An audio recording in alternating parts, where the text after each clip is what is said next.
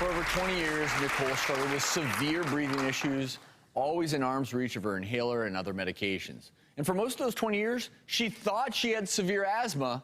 That is until her father shared an episode of The Doctors that changed her life forever. For as long as I could remember, I suffered a life of misery.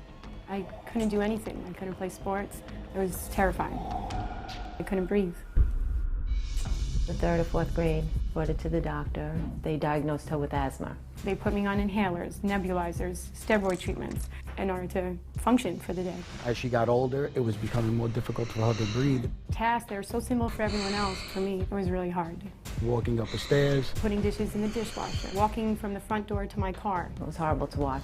From the moment I woke up to the moment I went to sleep, an elephant was sitting on my chest, and it was really hard. When they put me on the inhalers, I'd feel better for the moment, but then in a few more hours, it was just back. In her early 20s, it really became dangerous, and it just continuously got worse. One time she was rushed to the hospital. And it's hard to watch.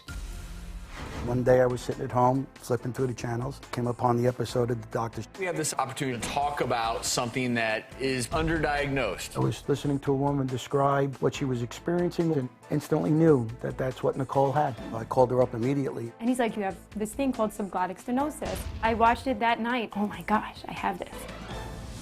I called, I made an appointment. Sure enough, they put the tube in my throat. Today's date is the 20th. I look in out your window with my bright golden eye, and I tell you when it is time to get up. And my doctor goes, you're right, you have it. My throat was over 70% closed. He explained to me that if I didn't have surgery, I could not wake up while I was sleeping. You think about what you can miss out on.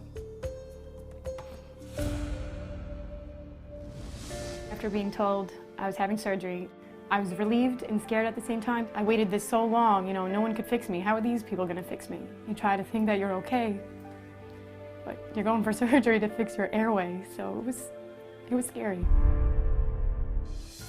Waking up after surgery, I was pressing on my throat and I coughed, so I knew instantly that, there was a difference. I can't breathe through my mouth. You can breathe through your mouth, right? You're all done with surgery. Post-surgery and post the correct diagnosis, Nicole is here. Come on out and join us, Nicole.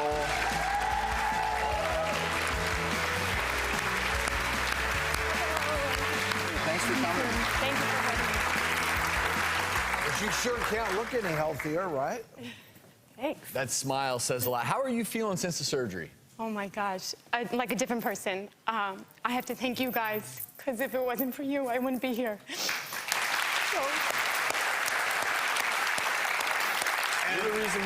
You're the reason we do this show, Nicole. I tell people all across this country, I'm so proud of this show because we get to share information with millions of people out there, and I'm just so happy that your father was watching that episode.